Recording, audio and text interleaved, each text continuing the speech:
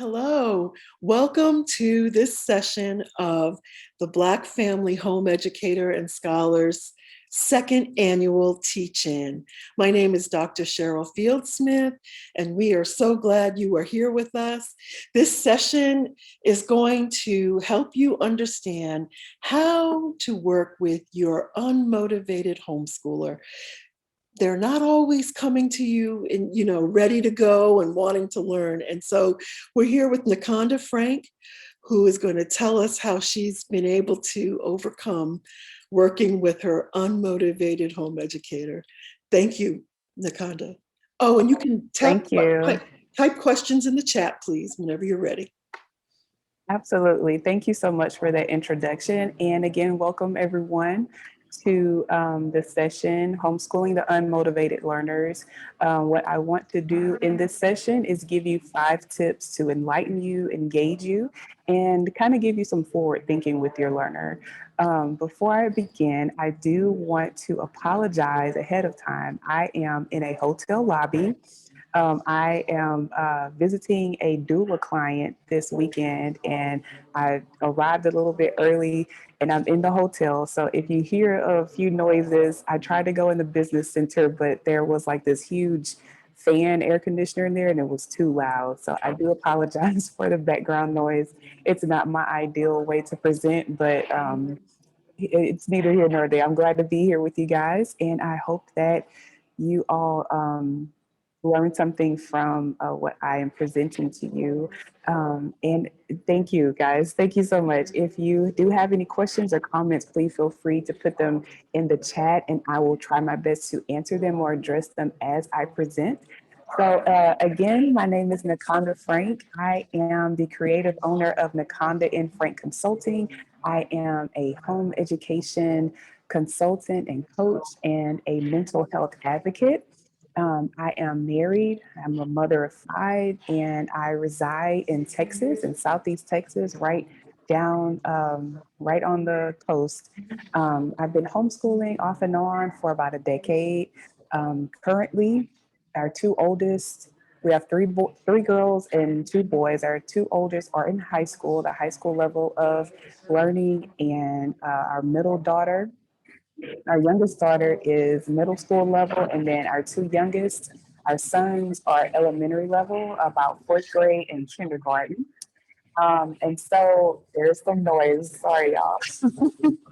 We have not taken a sort of structured path to learning. We take a more eclectic learning path, and we unschool for a lot of those years, partially because of what the topic of this workshop is about, having unmotivated learners. And along with homeschooling, I've also worked part-time for about the past 3 years as a preschool teacher at a neighborhood preschool, a private preschool. And I told you all about my birth doula and consulting services that I also do as well. I'm building up my own business. Um, so let's get started. Again, if you were not here in the beginning, if you do have any questions or comments that you would like for me to address, please feel free to put them in the chat. We're going to have some time at the end that is going to be open up to you all to ask questions and give your comments and things like that. So let's get started about talking about what is an unmotivated learner. So an unmotivated learner, and I'm going to say learner a lot, but it's your child. You are homeschooling your children. What does an unmotivated learner look like? They're disengaged. They lack focus. They lack a will to proactively complete assignments. And so my the biggest task that I was presented with that goes right along with this, and the reason for me wanting to present on this topic, my oldest, who sort of paved the way for us to homeschool. She was my unmotivated learner. So, y'all, she's 17 now. We've been, I said, maybe close to a decade homeschooling off and on. Y'all, she literally the past year and a half, something clicked and she started to be motivated. Y'all, that's like 6 or 7 years of her being an unmotivated learner.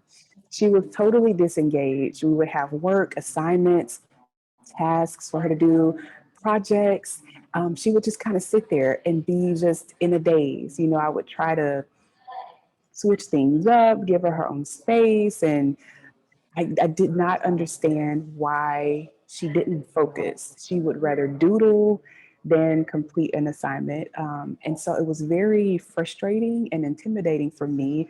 I am a, um, I went to school for education. Like I have training in early childhood education. So for me, I am used to learners wanting to learn, or if they don't, I have these tricks up my sleeve and that's what's going to work. And it did not work. She was, she did not want to do assignments. She would start assignments and she would lose focus. She would daydream. She would fall asleep. Um, she would do everything but what she was supposed to do. And so that sort of is a synopsis to me from my perspective of what an unmotivated learner is. So this started, sure, that sounds like your child. Yes, and I do want to, and as a consultant, I always tell my clients, especially new home educators, we see what homeschool looks like online. We see bloggers and vloggers and people writing books about what home education looks like. And I felt bad because like my own child was not doing that. Why was she not motivated to do all of the things? Why was she so disengaged and not focused? And I felt bad because you see, this picture perfect homeschool experience and we were not experiencing that. So don't beat yourself up about that. If this happens to be a part of your experience, I'm going to give you some tips and ways to just kind of look at things differently if you do have a learner who is not engaged.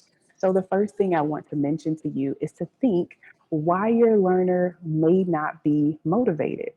So, I am the type of person that I've learned as a parent because we have no idea what we're doing as parents.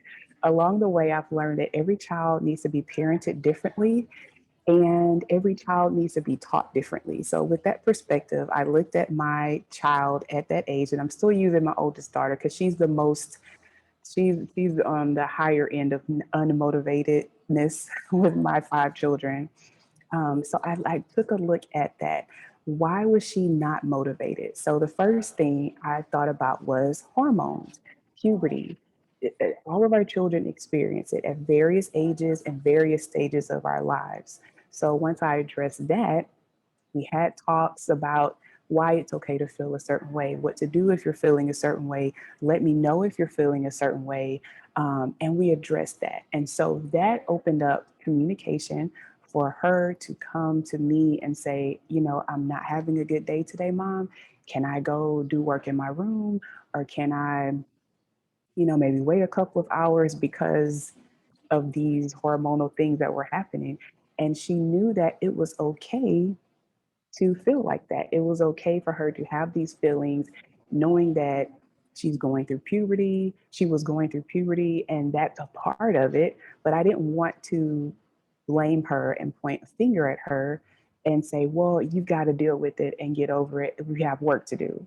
So that's one of the first things I looked at, hormones. Um, so also I looked at life changes. I mentioned previously that throughout our homeschool journey, we unschooled a lot. So we moved a few times while we homeschooled. We had babies. I was pregnant. We had family deaths. I had a couple of surgeries. My husband had a couple of surgeries. There was one time at the very beginning of our homeschool journey where I was pregnant with our fifth child, and my husband, he tore his ACL and his meniscus in his knee. It was at the 8th month of my pregnancy. I was overweight, super big. I was borderline gestational diabetic.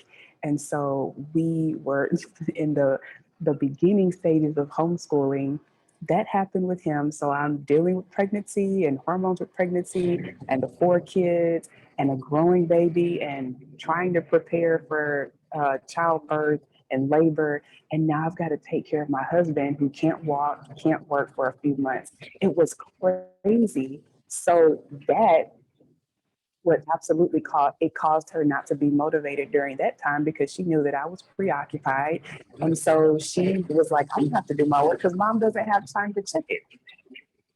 So here we go with the you know, I'm sorry, I hope y'all can still hear me. But even with those life changes, you have to address that and allow your child to know that even though we're experiencing this, let's talk about it. And know that they can't use that as an excuse. Like if you're really feeling anxious or sad about us moving, let's talk about that and open up about that instead of you just not being motivated to do your work. So there's another avenue of communication that you can open up with that. Another reason why your learner may not be motivated is that a lot of times they're being taught in a way that doesn't agree with them. And I'll give you some tips on how to figure out what way works best for them as far as the approach to learning goes. And so if you're teaching your child, or if you have a teacher for your child, or if you're using a curriculum that your child is not responding to, they could very well disengage automatically because it's not how their brain works. It doesn't agree. And then also Amelia, hey Amelia, her daughter has ADHD. So that's another reason that I have written down why your learner may not be motivated. It could be health issues, medical, psychological, learning disabilities that come along. And along with that comes your child being disengaged and not really wanting to, not motivated to do work, do school things that they're required to do. And so don't get discouraged. These are just things that we have to deal with. So let's jump over to how you can motivate your learner. So my first tip for you, thank y'all for putting your comments in the chat section. My first tip for you is deschooling or homeschooling. Let me take a second and just interact a little bit. If you know what deschooling or unschooling is, give me a thumbs up in the chat. Let me see who knows what those are. So I'm not sure if you are seasoned homeschoolers or if you are new homeschoolers. All right, awesome. Few thumbs up. All right, awesome. Great, thank you guys. So deschooling, for those of you who are not familiar with those two terms, this is something else that I encourage my clients as well. If you are transitioning from public school or private school or any non-homeschooling approach to home education, I encourage you to deschool. And what that means is allowing your child and your family to experience that period of adjustment that comes from you leaving the public school or that formal learning system and switching to home education, because they're very two different entities and they shouldn't be intertwined. So during that time, your child and your family really get to see the benefits of homeschooling. They can decompress, they can learn about expectations, the difference in expectations from homeschool versus public school. You want to get them out of the mindset that we don't have to go to the bathroom at a certain time. We can go whenever we want. We don't have to eat lunch at a certain time. We can eat, longer than 20 or 25 minutes that they have in a school cafeteria. We can learn whatever we want. We can learn however we want. I can check out any book in the library that parents approve of, and I'm not limited to this grade level side, different things like that. And you allow your child that time, whether it's a few weeks, a few months. Some people deschool for a year because sometimes their kids just need that amount of time to transition from that mentality. Yes, thank you, Ebony. She said learning and deschooling can take a while. Second year of homeschooling, yes, and you're still adjusting, and that's absolutely true, and it's totally realistic. And I'm glad that you all chose to do that because it's so important. If you just switch from public school, I'm just saying public school because most people do that to homeschool, your child is going to be confused. I didn't know that when we first started homeschooling. We just did a switch. Like over summertime, we're like, yeah, we're gonna homeschool, and then we didn't do anything. It was just a regular summer, and we went to homeschooling. And my kids were like, well, when we were in school, we had this, and my teacher used to do this. And so I spent the first year of homeschooling being compared to what they did and how they did in public school. And so they did not have that time to process that, hey, this is going to look a little bit different. But once we adjusted after a couple of years, like Ebony, we got to the swing of it. They learned how it was going to work, and we were able to approach that learning differently. And I believe that allows you to motivate your learner because they know what is set up for them. They know what to expect. They know what they can ask about. If they want to learn something, they know that there are more possibilities. So, along with that comes unschooling. A lot of people get unschooling confused with not schooling. So, I want to make sure I clarify that. So, unschooling is more of a natural learning approach. It's not so much of a formal approach to learning, whereas you may have a textbook or a curriculum or worksheets or things like that. You're just naturally allowing your children to learn and experience learning, nature walks or unit studies, whatever your child may be interested in at that point in time. And you just kind of hone into that instead of saying, okay, for this month, we have to follow this curriculum and follow this calendar. And, it's more formal. Unschooling is a more natural approach. So that approach is also a good transition into home education because it allows your child even more time to decompress and get out of that mindset. It motivates them to learn because with unschooling, your child is usually leading the way. They're telling you what they want to learn or how they want to learn or what they want to read. And so that motivates them to want to learn. So there are a couple of action steps that I came up with. And that is finding out what method your learner would best benefit from, finding out about what type of learner your child is, and also along with that, plan out how you will implement that. Once you there are you can go online to like Google search um, learning styles and see how your child fits in, and then figure out how you can hone in on that. If your child is interested in something, figure out how you can incorporate that into your learning, and simple things like that, simple tweaks like that. It motivates your children to say, hey, I'm taking control of this, and this is about me, and it's not just about my parents telling me what to do. My second tip for you is to let your learner decide, which is exactly what I just mentioned about having your child participate with that. You want to create a space for them that allows your learner to realize that they can navigate their own learning.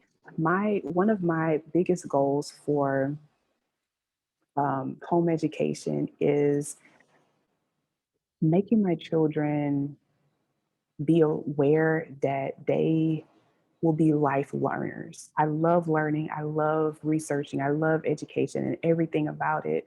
But every learner is not like that. Some people, they had a not so positive experience with learning and it was forced. So every time they something needs to be learned, they sort of shy away from it. I want my children to know that if they're interested in something, if they have a question about something, they can look it up. They can be interested in it. They have that right. They can totally do that and empower them to do their own research and find out whatever they want to find out about. It motivates them, and that motivation encourages them to continue learning. A lot of times, my children will just randomly, say, "Hey, mom, I learned this, I researched this, or I saw this and I looked it up, and here's what I found." And that encourages me to keep pushing them the way that I'm pushing them. So letting them decide a little bit about how they learn, when they learn. You can also take the step or the approach of how they want to complete their assignments. So here's another tip that I give my clients when they are figuring out homeschool: the difference between a schedule and a routine. Now, a schedule, this is just totally my perspective. A schedule is more um, structured. You know, you're starting at a specific time, you're ending at a specific time. It's structured. You wake up at a certain time. If that's how your family operates, then that's fine. Do that. But there's also a routine where if you don't wake up at 8 o'clock every morning, you may wake up at 9 o'clock. You still know that after you wake up, you have to brush your teeth and clean your face and then eat breakfast and then do the dishes. You know, you have a list of things that you do as a routine. So figure out whether your family operates best from a more structured approach versus a routine. And when you figure that out, help allow your child to say when they want to do something. If they would prefer to read in the morning, do their reading in the morning versus in the afternoon. Let them decide that. And that little bit of choice that they have is big, because when it's time to do it, you can motivate them and say, hey, you decided to do this. Let's go ahead and complete that because you were in charge. You decided it. And in their brain, they know that they controlled something. They are more likely to be motivated to complete it because they knew that they participated in the decision-making process of that. George says, we didn't really get a chance to deschool because of the portfolio reviews. Right. So that can be a little bit tricky, George, and thank you for bringing that up. Sometimes deschooling can get it looks different for everyone. So for some states in Texas, the laws are very minimal as far as home education. But George, I'm sure wherever you live, it seems like you have a lot of red tape where you have to, Maryland, you have to do a lot of portfolios and things like that. I think that there is still a little bit of space for you to deschool, even if that looks like going to the library and picking out a book that your child may want to read versus saying, this is on the list, we have to read this. You know, we're going to do those tasks, but allow your child time to, or a moment to do something that they choose to do. And if that's what deschooling looks like for you, that's totally acceptable. You do whatever works best for your family. Are there assignments due or deadlines set for learners in an unschooling environment? That's a good question, Amelia. Um, and as George brought up, it depends on where you live. So for unschoolers, if they are in a state with regulations, then they have to follow those regulations because, like in Maryland, where George lives, you have portfolios to submit. So you do have to complete some work. The unschoolers that I know live in states that are more lenient with the homeschool law, so they can just kind of do a lot of free learning. But I would assume that for states with more homeschool laws and where you have to, for example, turn in a portfolio, you unschool by maybe creating your own curriculum. And I do know a lot of families who create their own curriculum. So that may answer your question. I hope. I'm not sure. When we unschooled, it was okay because I lived in Texas. We did still learn. However, it was not as structured of a learning path. So with tip number two, letting your learner decide, have your learner write down some goals that they may want to accomplish during the school year. I try to do this at the beginning of every semester, or at the very least at the beginning of every year, and make it visible. Remind them, these are the goals that you set, and what steps can we take to accomplish this goal? I have my children make set goals for school, set goals for um, personal things, and future goals. What do you want to do in the future, and how can you work towards that? And I remind them occasionally so that they can see how far they've come. Have they done anything towards reaching their goals, and how can they change their learning path to reach that goal? Does it mean maybe doing a little bit more studying because you want to reach that goal? If that's the case, then they structure their learning right there. And as I mentioned with the scheduling and the routine, the way that I decide every year. I change it up. Some years, some semesters we're on a schedule, some semesters we're on a routine. And the way that I decide that is that I observe my kids on the weekends, on days that we're out of school, and just see how their normal flow is. Because as I mentioned before, hormones play a big part in how your children learn. And so if you have older or younger kids, they may be going through a growth spurt, they may be teething, they may be, maybe their time of the month, it changes. Their learning styles change, their brains change as they're growing, and you have to adapt with that. So if you just observe your kids and figure out where they are and meet them where they are and say, hey, we're going to we're going to work with the schedule this week or this month, and we're going to revisit that. I believe that that helps you as a parent teaching your children, and it allows them to have some autonomy as far as deciding how they learn, because you're telling them, hey, I noticed that you're really tired this week. Let's start our learning a little bit later. And it shows them that you are you're putting them in the part of the decision making process, which is really, it's something that I believe motivates our kids. All right, so thank you, Ebony. Let me go to tip number 3 that I have for you is to learn your learner's learning style. And so I mentioned this a little bit earlier, but VARK is the acronym on how you can remember the styles of learning. If you do a Google search, some Google searches about learning styles, some of them give you 4, some of them give you 5, some of them give you 8 different learning styles. I stick with the basic 4 learning styles. And so that acronym is VARK, VARK. So that's visual. You may have a visual learner, which is a learner who learns better if they're seeing. So that's like computer, things on the computer, watching videos, that kind of thing. A is auditory. Your learner may learn better from hearing. So that's lecturing, podcasts, audible books, just hearing whatever they need to learn. And so the R is reading or writing. Writing does not begin with an R, but we're going to put that in there with that. So what does that look like? That is unit studies. If your child likes researching, research-based learning, journaling, free writing, those kind of things, you have a learner that learns best like that. So you kind of want to hone in on that.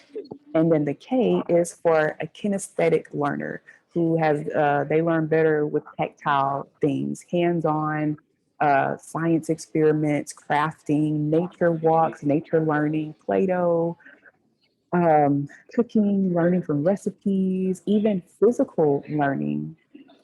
An example of physical learning would be um, my oldest son, who's now 9. When we started multiplication, he's a very kinesthetic learner.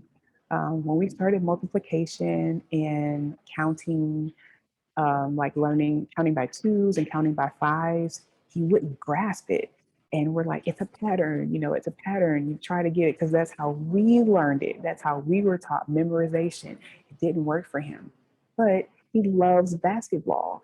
So one day I just got the idea, like, let's shoot. Every time you make a shot or every time you shoot the ball, let's count 5, 10, 15, 20. And he got it because that's how he learned. It was that one day he grasped it because that's how he learned. He's a tactile learner. So me showing him flashcards or him writing down, all of the numbers, it didn't connect with him. He would forget.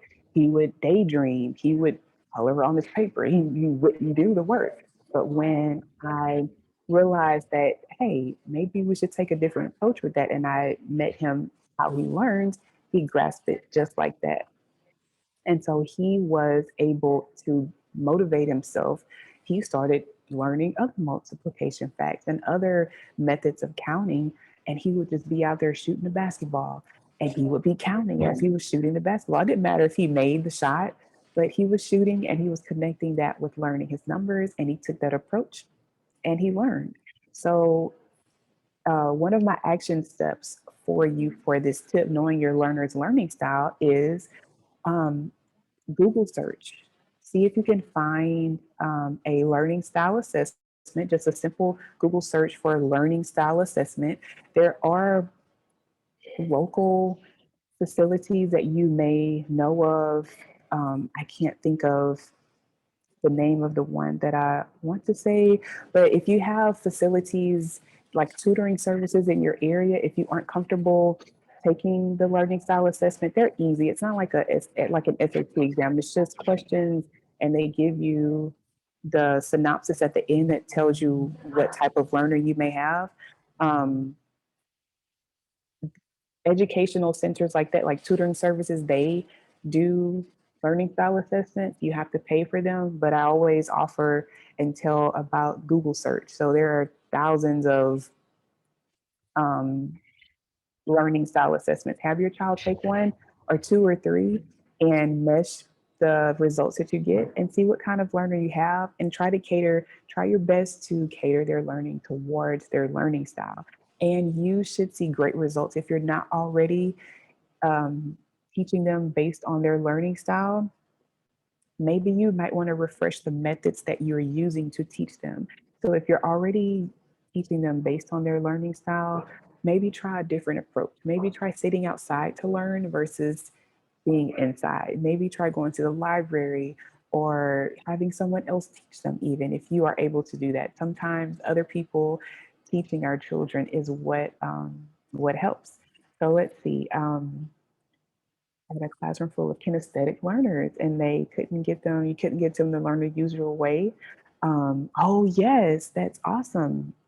Yes, that's awesome. I love the hands-on learning. I feel like the human clock, like examples like that, I feel like kids grasp information more. I know when I was in school for early childhood education, they taught us, I went to Prairie View, and they gave us a very old school way of teaching. Even to this day, I will not buy bulletin board supplies because they always taught us to make our own, even though it's there, like cutting out the things, it puts a personal touch. But they would say, if you're teaching for 5 minutes, have the kids stand up and teach, and then have them stand up and do something. But that's a great idea. Have your children get up and move around, and cater to how they learn best. And sometimes getting up and physically forming a human clock is what makes them grasp those concepts.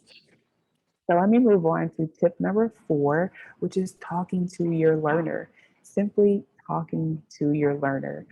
Sometimes your kids don't realize what they're doing or not doing. They're just going through life because we don't know. I remember being a kid, and I remember there was not a map. There was not a schedule of, hey, when you're 12 years old, you're supposed to be doing this, this, this. There was nothing, there's no guide. And as parents, we know that there is no guide for being parents. We just kind of do what we think we're supposed to do. Same thing for kids. They don't know what they're doing or not supposed to be doing unless we encourage them, or unless we teach them, unless we show them, right? So if they aren't aware of it, talk to them and say, hey, I noticed that this is going on. Let's talk about that. Why are you doing that? My kids were always hungry, so I offered them snacks. And once I said, hey, we're gonna have snack time at 10 o'clock every day, until they went overboard with it. It was too much. So we kind of had to nip that in the bud. But when we do that, when I do say, hey guys, let's get a morning snack, and they are so motivated, they get their fruit or their cheese sticks or whatever, and they go back hyped to finish their work. So maybe, snacks solve them being unmotivated. Um, Let your child know that you see them and you hear them and you want them to be happy and you want them to learn. Sometimes our children just see us as a parent on this pedestal, pointing down at them and telling them what to do. And they're just like, man, I can't live up to your standards, mom or dad or grandma or whoever is teaching, and sometimes they feel this big. So let them know that you hear them and you see them and you want them to be happy. And how can you meet them? How can you help them to be the best learner that they can be? Ask them if they know or understand why they aren't motivated. My daughter opened up to me, my oldest daughter, about math because I would give her an assignment, she would do one problem, and then she would just not complete it. One day I just asked her because I was tired of fussing at her, why didn't you do your work? You knew you had to do this page. Why didn't you do all of these assignments? She said that she felt stupid because she kept having to ask me questions. She kept having to redo the assignment. So eventually she's just like, well, maybe if I don't do it, I won't feel stupid. I was on the brink of tears when she told me that because I had to let her know, I had to build her up. I had to build her up and let her know that it's okay to ask questions. It's okay to not get stuff the first 10 times. Like, that's what we're here for. And if I would not have asked her why she was not doing her work, she would have still been feeling bad about herself. Sometimes just a simple, what's going on? Or let's sit down and talk. That helps. And if your learner won't open up to you as a parent, sometimes we know that our kids don't always want to tell us everything.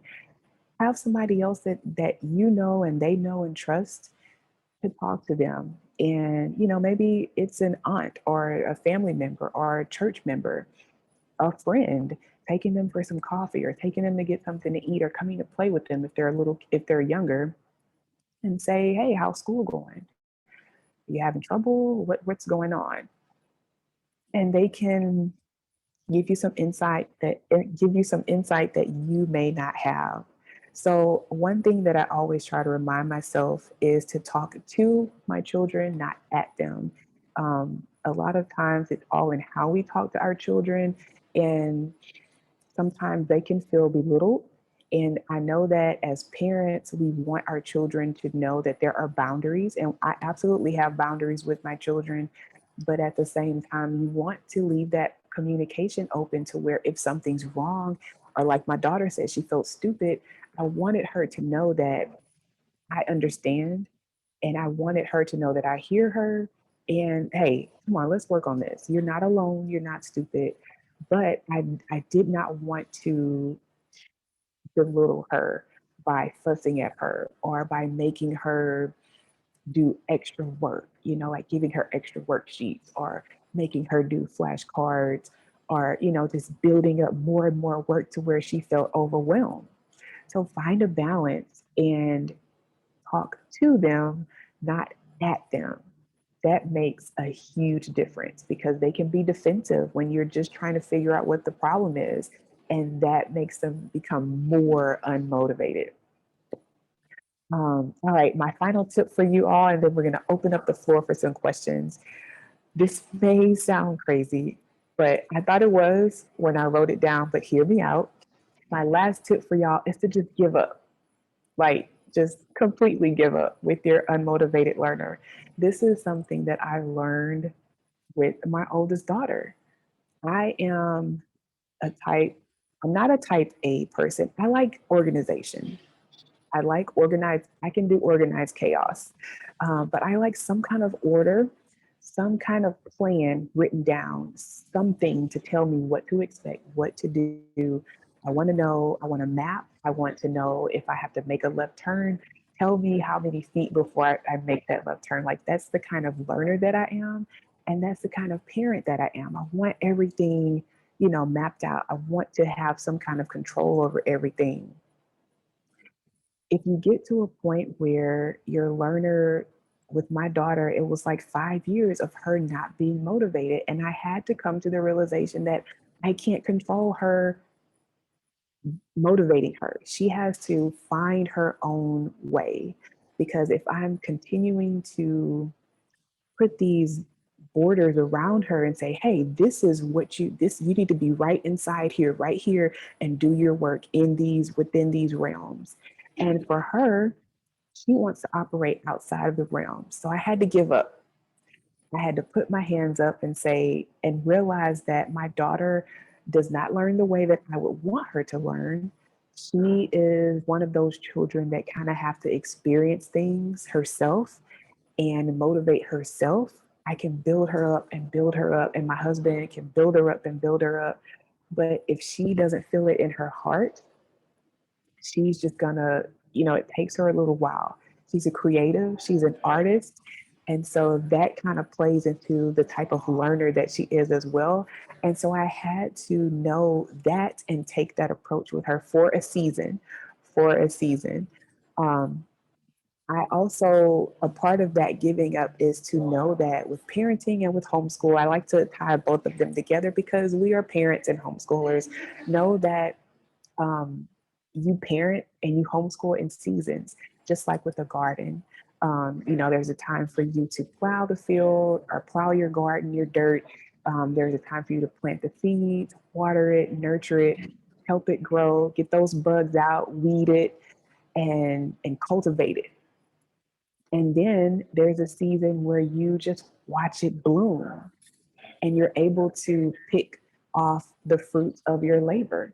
So think about, have that perspective when it comes to trying to motivate your learner. And again, meet them where they are, try to understand where they are. And if you realize that you're in a season where they're needing you to water them, they're needing you to put some plant food in there so that they can continue to grow because they're not really understanding what's going on. They're not really grasping life. They're not really understanding the importance of what they need to be doing. Keep watering that seed because eventually you're going to get to the season where you're going to be growing. You're gonna have that fruit from your labor, and you're going to say, "Hey, those 3 years that my daughter was not wanting to do her work, and now she's bringing me the SAT book so she can work into it." Put yourself in your learner's shoes and try to see the world from their perspective, especially if they have a disability or a health issue. They're a different style of a learner. Put yourself in their shoes. How do you think that they see the world? And if it's too overbearing the way that you're presenting the world to them from a learning perspective, try to cater it to where how would you want to be parented or taught if you were in their shoes? And think about how you can change that up for your child, for your learners, so that you can motivate them and encourage them to be the best learner that they can be. So those are all of my tips for y'all. I'll recap. Tip number one is to try deschooling or unschooling. Number two is to let your learner decide. And that kind of was the routine or the schedule or how they want to learn, when they want to learn, where they want to learn. Tip number three that I had for you is to know your learner's learning style. So I encourage you to figure that out. Do a Google search and find learning style assessment. And there are also teaching style assessments. So if you figure out your learner's learning style and you're like, I have no idea how I'm going to teach them, take a teaching style assessment and see what type of teacher you are and mesh the two together. Find some kind of middle ground there. My fourth tip is to talk to your learner. And my fifth tip is to just give up and know that you can't control everything, but it will work itself out eventually. So let's see, let me go over here. I missed a few of the comments. I think we are open up now for um, questions and answers here. Uh, yes, absolutely. Yolanda. Hey, Yolanda. Hey, you made it here. I'm glad you're here. Pearl, do I have any books that I would recommend for rising sixth grader that is not motivated to deal with the subjects she struggles with? Um, if she loves to read, figure out what she likes to read about. What does she like to read? What topics does she like to read about? What subjects does she love to read about? I My children are big anime fans, and when we go to the library, they fill their backpacks up with comics and anime. They read what they want to read, but I do require them either I pick out a book on their grade level or one or two books, or they pick out a book on their grade level, but it has to be on their grade level. It can be whatever they're interested in, it just has to be on their grade level. So a lot of times, if they're not motivated, but you know that they like to read, let them choose what they want to read. Be creative about having them tell you what they read about. maybe not a book report on paper like when we grew up, but most of us grew up and we had to write the book report. Um, I this summer I did a little bit of summer learning with my children, and it wasn't a big deal, but I'm transitioning to work Monday through Friday instead of Monday, Wednesday, Friday. So my 5-year-old is going to be home, and I wanted to get him into the swing of things. So we did a little bit of summer learning so he could get on a routine. A part of that was them reading, and I know that they like to make videos.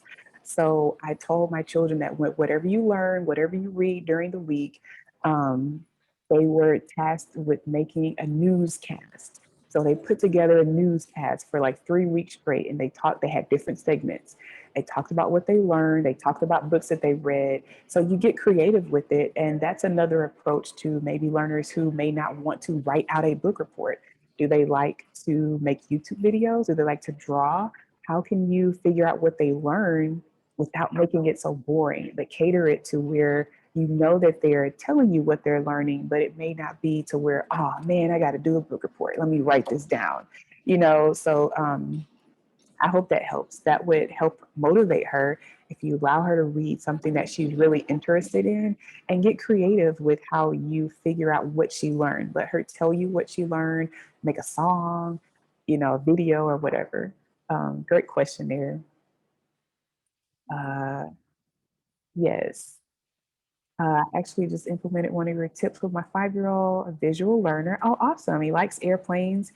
I asked him if he wanted to watch a video on airplanes, and he said yes, that he had found it and put it on. Yes, that's awesome.